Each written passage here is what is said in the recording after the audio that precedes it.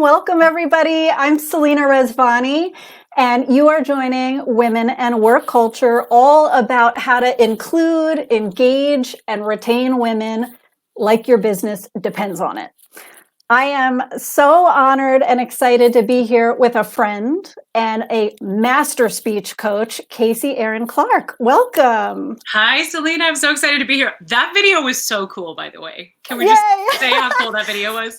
Thank you so much. I'm so glad. I'm going to pass you along my designer's name who helped with it. But awesome. I love it too. Thank you. And for friends who are joining us, please drop us a note right away and tell us where in the world you're joining from. We would love to know. Ooh, Cedar Rapids, Iowa, Philadelphia, New York City. I love it. Keep it coming. Our topic today is all about how to make sure women are heard in meetings. And one of the things that sparked this idea for me, this topic idea, was running a survey and seeing that only 35% of people said airtime in my organization, in our meetings, is shared equally by men and women. That's crazy low, and we need to change that. So today is a chance to start. And I want to be your fangirl for a minute, Casey, and just tell people some of the many wonderful things you've done. For starters, Casey is co-founder of Vital Voice Training, and she speech coaches and trains all kinds of interesting, different kinds of professionals in that role. But outside of that important work, Casey, what I love is you're also this incredibly accomplished performer and singer and actor.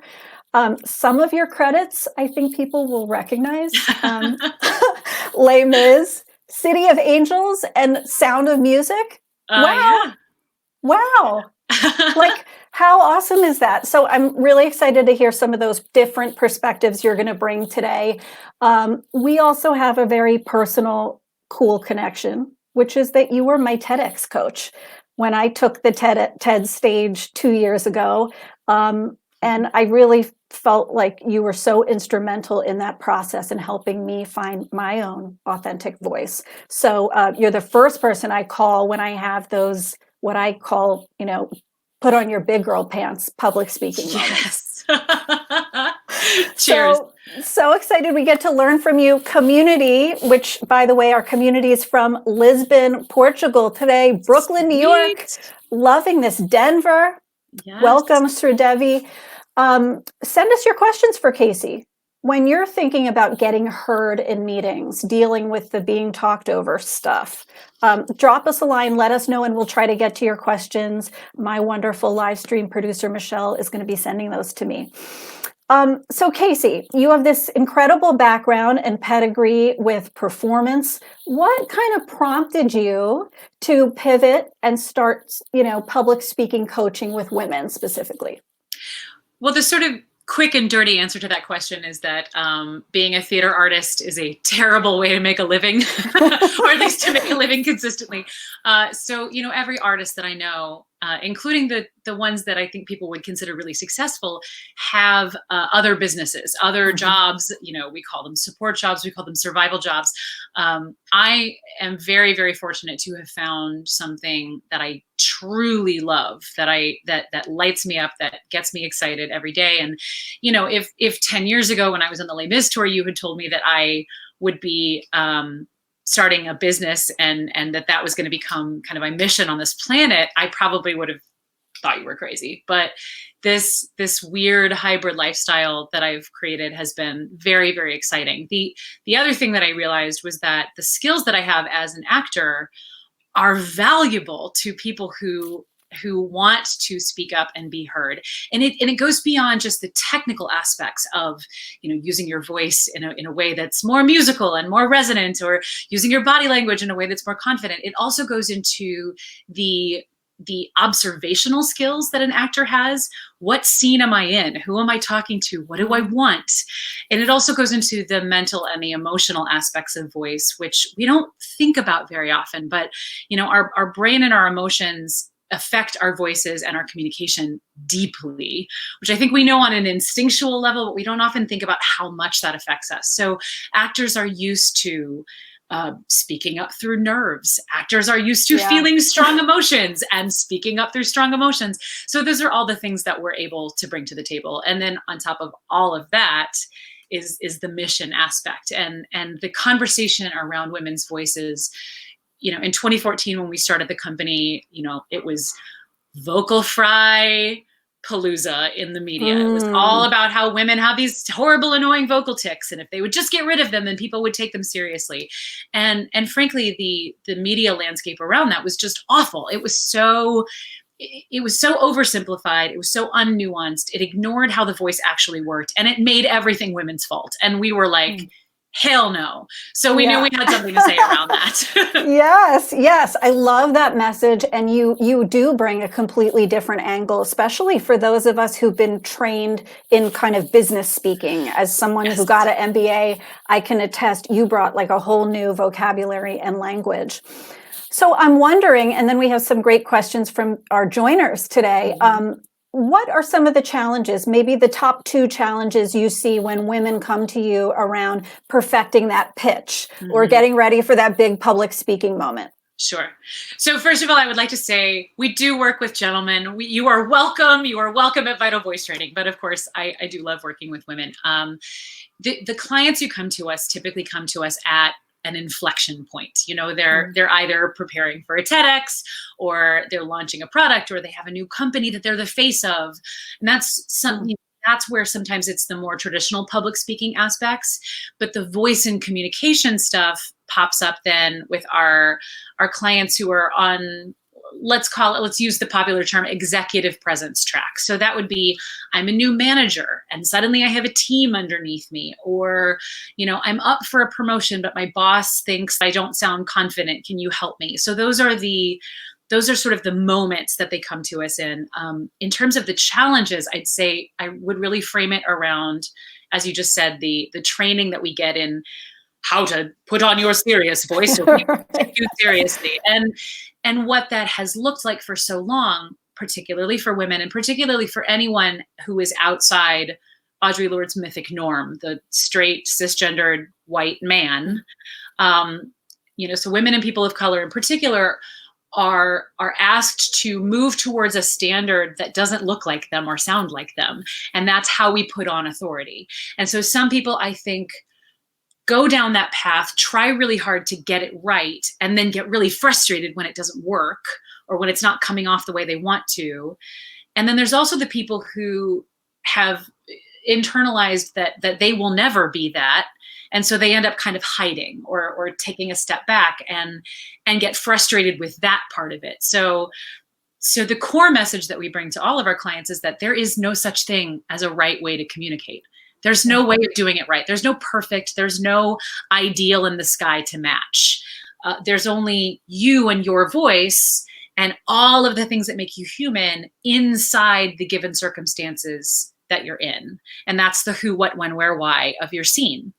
Yeah, I love that because when you think about the lack of authenticity and trying to fit a mold, which I know I've felt in my career, that Yeah. pressure to conform and fit a mold, Hmm. it's kind of a lose-lose for everyone. They Yeah. can tell something's off, that you're not being Yes. authentic. And honestly, it colors your ideas, right? And the things you're willing to put forward. You're not Hmm. bringing like your best thinking when you're covering up, I think. Absolutely. And it's exhausting. I mean, Yeah. that code switching is truly exhausting. Well, I have a question that I think lots of people are going to be able to relate to, which is what to do when you're dealing with over talkers. You're in that meeting, you might have a culture of over talkers in your company where it's Mhm. normal. How do you recommend a woman in an everyday meeting kind of gets heard? Yes. So, as someone who is occasionally an overtalker myself, the first thing that I would tell anybody to do is to really think very deeply about your scene, as we just discussed. But and as you put it, the culture. What is the meeting culture in this organization? Is it the kind of culture where if you want to get a word in edgewise, you have to interrupt? Is it a really competitive culture where people are trying to one up each other? Who has the power in the room? Who has the power in the room on paper, and who has the power in the room in reality? Are people rewarded for jumping in, or are they punished for jumping in? Like, what behavior is getting incentivized?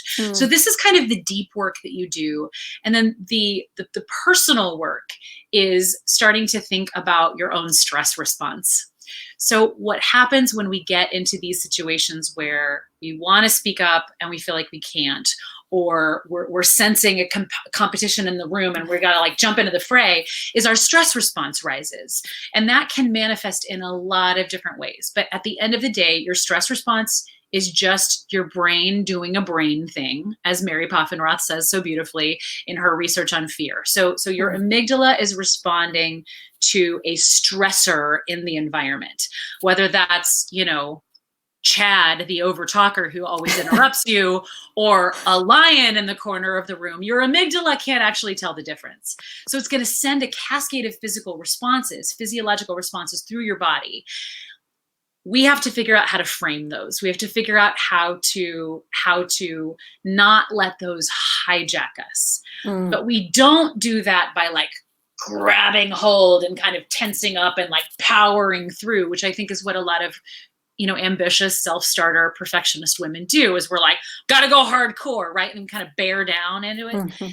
You have to let those feelings move in your body, let those sensations move in your body, and then start to recognize, what is my stress response? Am I going down the fight path where suddenly I hate everyone in this room? Am I going down the flight path, which is I'm shrinking, I'm disappearing, get me out of here?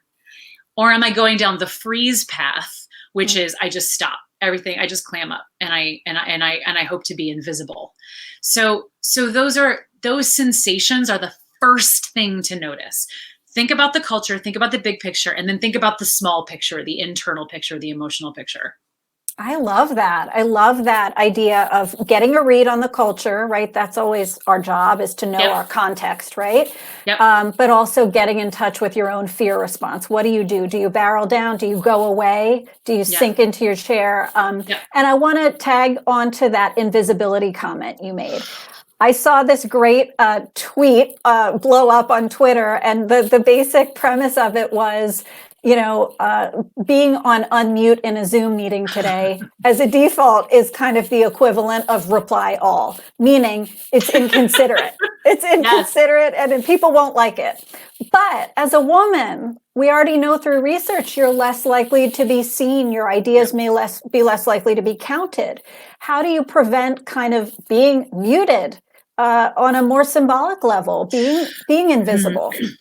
Yeah. So first of all, some of this again, and all of this goes back to what can we control and what can't we control. And I think that women are so, particularly again, you're like go-getter, high achieving gals out there. We're so used to being like, what can I do to fix this? And the reality is that you can't, as an individual, fix all of this. Mm. So let yourself off the hook for that first, because I think we're really good at being self-critical and punishing ourselves when we're not doing what we think we're supposed to be doing. So in terms of like that thing about jumping in is, you are going to be nervous. And again, I think that we're used to framing nerves in that way of, oh, that means I'm not prepared. Oh, that means I don't belong in this room. Maybe I have some imposter syndrome. It's a very real thing that women deal with. And so we take it as a stop sign. And the thing that my partner Julie always says is, nerves are not a stop sign. Fear is not a stop sign. It's just, it's part of the package, right? Fear is the cost of admission to an interesting life. So what we have to do is we have to learn to embrace those fears and those nerves, and then jump in anyway. And that takes courage, and it takes practice. But yeah, figuring out the rhythm of the meeting is an interesting thing to explore as well. So when do you have to jump in? We're also in a framework right now where we are we're remaking meeting culture, like right now. It's all new. We have an opportunity here to create a new framework. So yeah, I think having a blanket, and this is again where it goes to the organizational level, setting some parameters. Everybody is on mute. You unmute yourself with your space bar in Zoom. You say your thing, or if you want to jump in, maybe type a comment in the chat box. There are creative ways to deal with this that do not put the entire onus of fixing meeting culture on the individual. I love that. And I especially love that very practical idea that had not occurred to me, which is make yourself visible this other way, which is through chat. Yeah. Especially if it's a lot of over talkers. You're reminding people you're there. You might be reinforcing the point, the idea you just made. Yeah. So I love that you brought that up. Yeah. So Casey, one of the things you taught me so much about and still teach me about is around body language and powerful, authentic, like what I call feel good body language. It's not pretending to be somebody else. You made a point at one time. You said sometimes when we're trying to jump in and kind of get a word in edgewise, we stop breathing. Yes. And I wondered if you could talk about that piece of body language. How do we prevent not breathing, right? That's the last thing we want to do. Yeah, well, that's another thing that happens with the stress response. We kind of, that's part of freeze sometimes, and part of flight. Like, don't look at me. If I don't breathe, then I can control someone. But the other, we also use breath and often the lack of breath to control other people's perceptions of our emotions. Like, if I don't breathe, they won't be able to see how upset I am right now. Right. Unfortunately, that's like exactly the way to send yourself fully into the stress cycle and fully down the road of like, my emotions are going to hijack me. The other way that breath manifests itself in interruption culture is when we want to jump in, we'll do this little catch breath. We'll go, you know what I mean? Yes, yes. The breath only goes down to about here, and that raises the panic level again, because it's basically hyperventilating, right? So part of, and this will tie back into taking space and body language and stuff. So the ability to allow your body to expand when you take a breath in 360 degrees. We have all this beautiful rib cage area where we have the opportunity to expand. And right now, because we're living our lives on camera, I mean, and this was happening before now, but particularly now, we feel like we exist from here to here, right? Right. And our body's just, I mean, like the rest of my body is in leggings right now. Right, you know what I mean? My body's in a different world than this meeting is.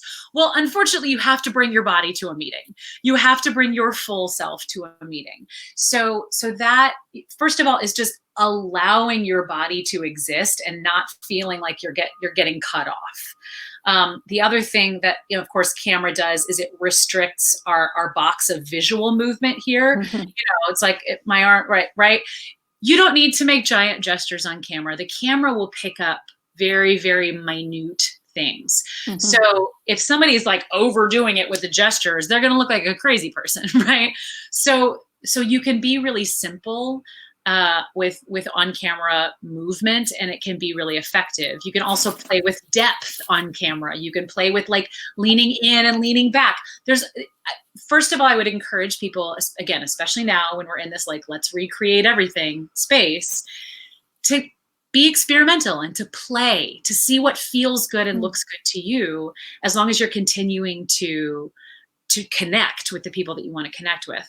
Now, the simplest thing that we always tell people about taking space and allowing your body to take up space, and I would love for this to be everyone's new mantra. Your new mantra is let your butt be big. I love it. We're going to print t-shirts at some point.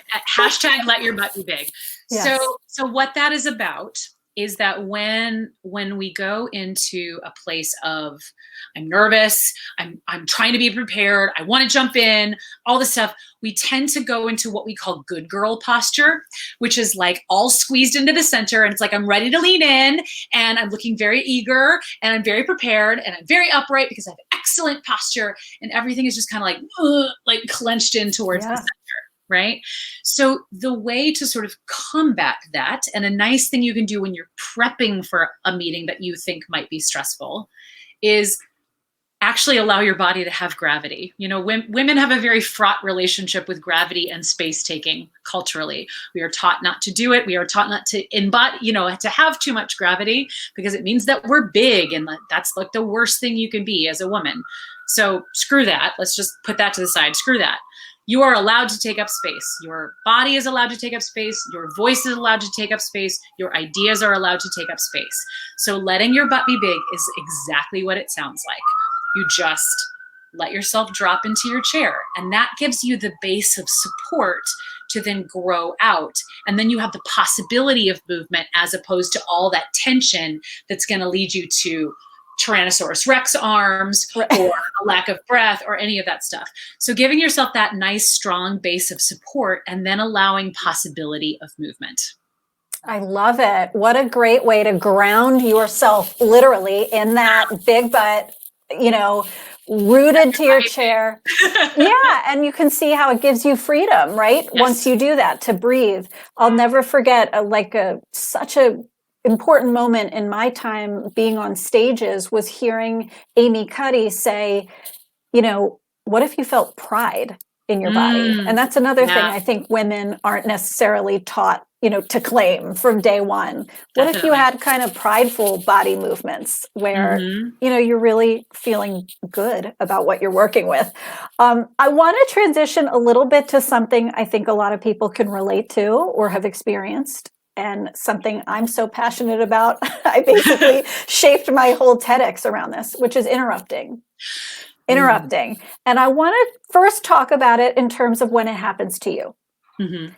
If somebody's got those overtalkers, they're interrupters, they've percolated this brilliant idea and they're about to finish it, and like, bam, it gets cut off, and now everybody's moved on. Yeah. Like, what can you do with interruptions? How can you manage it? So again, I'm going to go back to that thing of look at your context. And particularly in this part, it's about looking at your scene partner. Who's interrupting you? And why do you think they're interrupting you?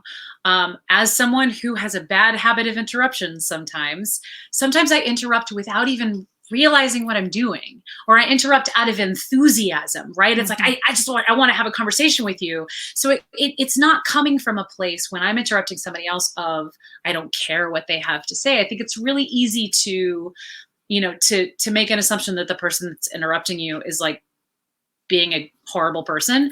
Maybe they're just not paying attention, or maybe it was a mistake or whatever. So we can have that as an option. They may just be like a benevolent interrupter, in which case you can say, I wasn't quite finished yet, and then go on.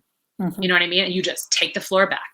There's also, I think, there is a reality that some people are bully interrupters, and they're just, they are in fight mode again, and then it becomes a head-to-head thing, and nobody wins in that case. Nobody wins. It just usually has to keep escalating. What you can do again is sit in that, let your butt be big. You don't have to push forward and engage. You can stand your ground. And in that case, I might tell someone to just keep talking. Like, don't allow yourself to be interrupted. Men do this all the time. Somebody That's else want to jump exactly in, they'll right. just keep going. They'll just Yes. so just stand your ground. But you don't have to do it with the like escalating. You can do it just with that Yeah. calm. And you may Yeah. feel all the feels in your body, but that's okay, right? You just keep going. There's also something that I like to call the compliment and redirect, which is something like, great point, Steve. We'll talk about that in a second. Then you keep going, right? So there's all these different, but these methods have to honor the circumstance in which they're in and the person that you're talking to. And it may take some experimentation to figure out what works. Mhm. That is a real thing. There's also the idea of amplification, which comes from Obama's White House. Even in Obama's White House, women were feeling like they weren't getting to speak up. So they would actually partner up with friends in the room. And a friend, when somebody was interrupted, a friend would say, I think Susan had more to say on that, Susan, and then throw it back to her. There are lots of ways to deal with it, but think about them in advance, because in the moment when our stress response is up, it's hard to think of a way to deal with it. I think that's great. And I love your idea to keep right on talking, to redirect it. I would add one more thing that I somehow works with 7-year-old twins, and also I think in business, which is this: as you keep on talking, right? Yeah. The kind of body caution, the kind of body signal, I'm not done yet, right? And I think that can be powerful. And I've seen quite a few men use that, and women. I want to flip it and tag off of a really good question we got from Shannon. And it's kind of flipping the script, maybe where you're not interrupted, but you want to jump in and potentially positively interrupt if there is such a thing. Are there ways to do that? Any, starters that you recommend in terms of doing that? Definitely. So again, this goes back to, what is the rhythm of the meeting? Sometimes you're in a meeting culture where it is an on top of each other rhythm. When you want to jump in, there's sort of a 3-step thing that you can do. And all the steps kind of happen at the same time. First, you want to draw attention to yourself physically. In the acting world, we call this pulling focus. So that might mean shifting your posture in your chair. That might mean leaning forward. That might, and again, I'm demonstrating this on camera because you can see it really clearly. That might be putting up a hand. Draw attention to yourself physically. Pull focus. While you're pulling focus, take a deep breath. Don't do that catch breath thing. It's too fast, right? So take that breath and then jump in. You start the exhale and the sound on the same breath, right? Because a lot of times what we'll do is we'll take a deep breath. We'll go, I have something to say. And we'll let out half of our breath before we use it with the words. And what you want to do is you want to connect the exhale and the words. So shift your posture. I have something to say, right? You've got a full breath support. You've got volume, you've got physicality, all helping you draw attention. I love that. I love that. You're literally teaching us how to breathe, right? Because so much of the time when you have that golden idea, right, you are in anticipation mode. Yes. Like I've been there and I can't even hear what the other person's saying right now because I'm thinking about like my moment or, and I think you're giving us such an important foundation, which is breathe it through. Not only will you deliver it better, like you'll feel better, right? Yes. And isn't that the point, right? Yeah, we want to feel better when we're doing this stuff. Not that discomfort is the enemy, because it's not. Discomfort is not your enemy. Yeah, I think we all need to hear that. I think we need to hear that because what, brave idea doesn't come with some of that discomfort. Totally. Jen Abman Scott asked a great question. And she asked a question about balancing kind of executive presence, right? And maybe, confidence with authenticity. Do you have, thoughts around that careful balance? Oh, Selena, we could talk about authenticity for hours. We have very complicated philosophies about all of these things. Again, executive presence for so long has meant putting on your serious voice and acting like a guy, like a white guy. You know what I mean? And what we're doing right now, what we're helping our clients do, is build a new version of executive presence, a version of executive presence that includes diverse voices and diverse bodies and diverse ideas so that we can expand that definition. So when I think of the other thing I'll say about authenticity is that authenticity is such a strange thing, because what feels authentic to me might not feel authentic to the person who's listening to me. And that's because we listen and we see through bias, right? So when we think about authenticity, we think about a few things. We think about, what are my core values?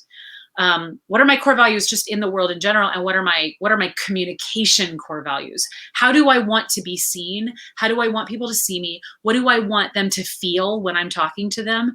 Knowing that helps you have a really strong place to come from. And then you have your innate emotional intelligence, which allows you to make those shifts. Because authenticity doesn't mean I bring every aspect of my personality to every interaction that I ever have, right? Nobody talks to a puppy the same way they talk to their boss. We all have, we are all full, we contain multitudes, right?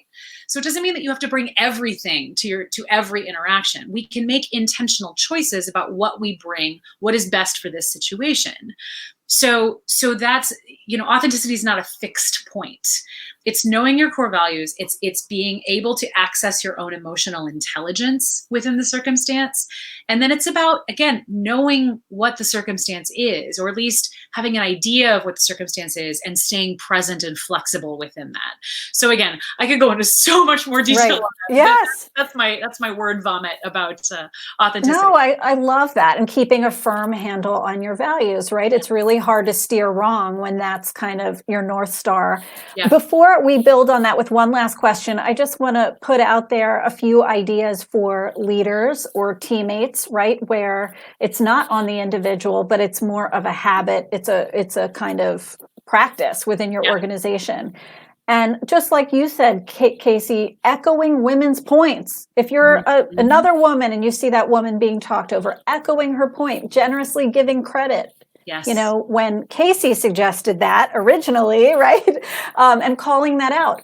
Thinking about maybe having a watchdog in your meeting, probably giving it a better name than that. But, who's going to help enforce and kind of call out norms that are not so great. Coming up with a list of operating norms for your meetings is such an important one, right? Because you can't change what you don't, articulate. So that's one way we can call out, hey, we're not really honoring this set of norms we came up with around meetings, that everybody gets airtime, everyone gets a chance. And one more is, there's an app called Gender Timer that I wanted to share with people. Gender Timer that actually counts who is speaking most and looks at it from a gender lens, which is pretty cool. I want to ask you one more question about this, Casey, which is, I talk sometimes about meetings with professionals as this is an ongoing audition for your job. This is not just that groan, I have to go to another meeting. This is a chance to influence. This is a chance to share some of your best ideas, to remind people why they hired you. Yep. Is there a mindset shift or an opportunity within meetings you want to remind people of that you really want women to see? Totally.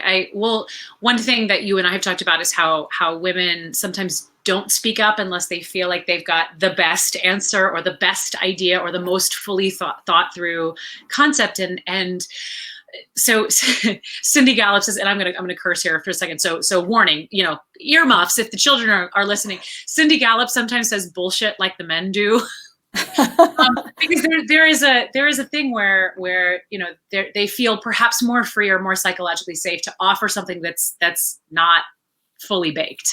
Now, first of all, I think we should frame women's desire to make the best contribution possible as a positive and not a negative. But knowing what the context of the meeting is, if it is an ideas meeting, it doesn't have to be a perfect idea. It just has to be an idea, right? So freeing yourself from the expectation that what you contribute has to be perfect, because it's never going to be perfect, is a huge reframe. I don't have to be perfect. I just have to show up with something. And that in and of itself is an opportunity. And if perhaps I have been socialized, via, my family or my schooling or whatever, to think of jumping in as something that's rude, because that's a real thing that we do, that it might be inadvertently taking space away from someone else. And women are very conscious of that. we can think of the act of taking space, both physically and vocally, as an example that allows other people to feel safe doing that as well. So if you can frame it from a position of generosity, by speaking up, I may give permission to someone else to speak up.